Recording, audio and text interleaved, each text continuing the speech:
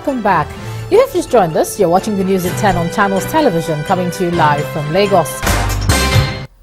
Now let's just share with you some of those pictures that were sent into our eyewitness portal. First is this one from First Avenue Corner Shop in the Federal Capital Territory, Abuja, showing an illegal refuse dump, despite a post from the police against this. Our eyewitness reporter is warning residents against such habits. This picture is from an international market in Aba, Abia State, showing a bad drainage system. Our eyewitness reporter is asking the government to fix it. We also have this one from Ogun State, showing a bad road, and our eyewitness reporter is asking the government to do something about it. And next is this one from Ogundele Road, Urile Agege in Lagos State, showing an abandoned road and a drainage construction project. Our eyewitness reporter wants the government to complete this project. Let's end with this from Ikurudu in Lagos State, showing an overloaded truck. Our eyewitness reporter is asking men of the Federal Road Safety Corps to be on the lookout for such offenders.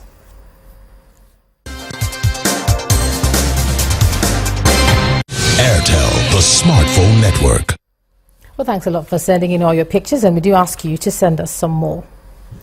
Now, this is the President's first visit to China, talking about the President, and as the Minister of Information has said, the President will be getting a loan of about 2 trillion naira. Now, in the last 4 years, China has been Nigeria's leading ally in Asia in terms of trade, commerce and business. Joining me now to take a look at the partnership between the two countries is a professor at the Beijing Institute of Technology, Professor Yang Wang. Professor Wang, thanks a lot for joining us on the news at 10. Okay. Now, our president is already in your country. Yes. A series of investment meetings are going on and will continue for the rest of the week. How best do you think both countries can leverage on this relationship? Well, in my opinion, this is a very good choice for Nigeria to visit China at this moment, because we have been friends for 45 years. Yes, and we can just, as friends, we can help each other. And besides the loan, I think Nigeria can get a lot of benefits from China, because from a friend, we can learn, like Nigeria, we can learn a lot of technologies. And for Chinese people, this is also a good opportunity for us to know this country. We, as common people, if every family take this evening, for example, when we are watching TV, when we are having dinner, and when we just know the President Buhari just has come to China, everyone just has noticed that this is a old friend, so we would pay attention to this country again. So it's a very good opportunity for the two peoples to learn. Maybe if they don't know, it's a very good start for them to know each other from this moment. One of the other issues that we tend to look at when we look to China is technology advancement and all that. But there's always the issue of standards that comes with it. How can we leverage on the relationship or this partnership in a better way, such that we add value and all the other issues of quality don't come in? I see. All right. This is a very political event. But besides that, or beyond the loan, the technology can really just benefit the country, right? Which is just in a way to develop. Take Nigeria, for example. The good technology can help a lot. Now, take me, for example. I have witnessed a lot of very fast development in my country. I know how better highways, how high-speed trains can help the people, right? Can improve the living standard of people. So if Nigeria can get these technologies to help the development, and at the same time, if the two peoples just know better, and we can share a lot of wonderful things in both cultures, I think definitely the economy and the culture can benefit each other. All right, we'll be looking Yes. to see how the Yes. relations and meetings progress all through the week. But Professor Youngjin Wang, thank you so much for sharing your thoughts with us on the You're news welcome. at 10 tonight. Thank you.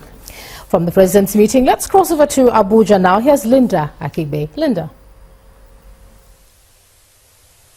Hello, Ijoma. Good to see you and welcome to the nation's capital. Now, the back and forth arguments between the Executive and the National Assembly over the 2016 budget appears to be intensifying as the National Assembly insists that the Lagos-Calabar Rail project was not included in the 2016 budget. The House of Representatives spokesman Abdulrazak Namdas at a news conference in Abuja said following widespread reports that the National Assembly removed the project from the 2016 budget, the late presentation of the project by the Minister of Transport, Mr. Rotimi Amechi, was out of place, as the President is the only one constitutionally empowered to make budgetary proposals to Parliament. The 2016 budget is one of the most controversial bills in Nigeria in recent time.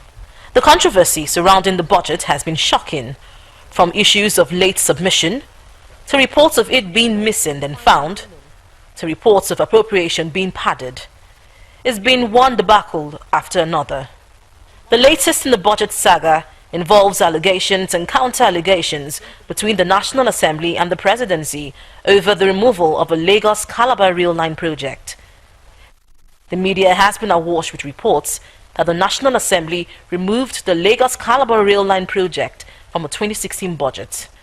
Addressing journalists in Abuja, the spokesman for the House of Representatives insists that there was no project as the Lagos-Calabar Rail in the 2016 appropriation bill presented by President Buhari to the National Assembly. That the National Assembly has removed, using the word, has removed in its budget the Calabar-Lagos railway project. I want to state here very clear that we don't have that. The presentation made by Mr. President, it did not include the Calabar-Lagos railway project. And I have here with me the appropriation. Look and check, this is the, you can get for records. Please, for the media. In this budget presented by Mr. President, we don't have anything like the Calabar-Lagos railway project. And that's not all. In the interest of this country, if we pass a budget and we transmit it to the president for assent, if the president decides or discovers that there are certain things he wants it done in this so way or so way, the president has the right to return it back, and it will include details of what the Mr. President wants. And we are not fighting. And therefore, the principal officers will sit with the members of the executive to see how we can pass this budget in the interest of this country. Also, the Senate spokesman, in a strongly worded press statement, accused the Presidency of setting Nigerians against the National Assembly. In a statement signed by the spokesman, Senator Aliyu Abdullahi, he accused the Minister of Transport, Mr. Rotimi Amechi, of mischief and demanded an apology from the minister if he is not able to show evidence that the Lagos-Calabar Road project was included in the budget. Otherwise, he should resign forthwith. But in another development, the chairman Senate Committee on Land Transport, Senator Gbenga Ashafa, in another statement, confirmed that although the Lagos-Calabar Rail Line project was not in the original document presented to the National Assembly by the Executive, the Minister of Transport, Mr. Rotimi Amechi, later informed the Transport Committee of the omission and sent a supplementary copy of the Ministry's budget to the committee with inclusion of a Lagos-Calabar Rail project. As the National Assembly resumes plenary on Tuesday, April 12th, all eyes would be on Parliament to see what its next steps would be on the budget controversy. To education, the Academic Staff Union of Universities is criticizing the federal government's pace of implementing its campaign promises to reposition the economy. President of the union, Mr. Nasir Fage, at a press conference in Abuja, took a specific swipe at the federal government's policies on the oil and gas sector. Mr. Fage is asking the federal government to speedily implement its plans to reform the energy sector without any increase in the prices of petroleum products. The academic union is also proposing socialism as a better alternative form of government that would solve Nigeria's problems.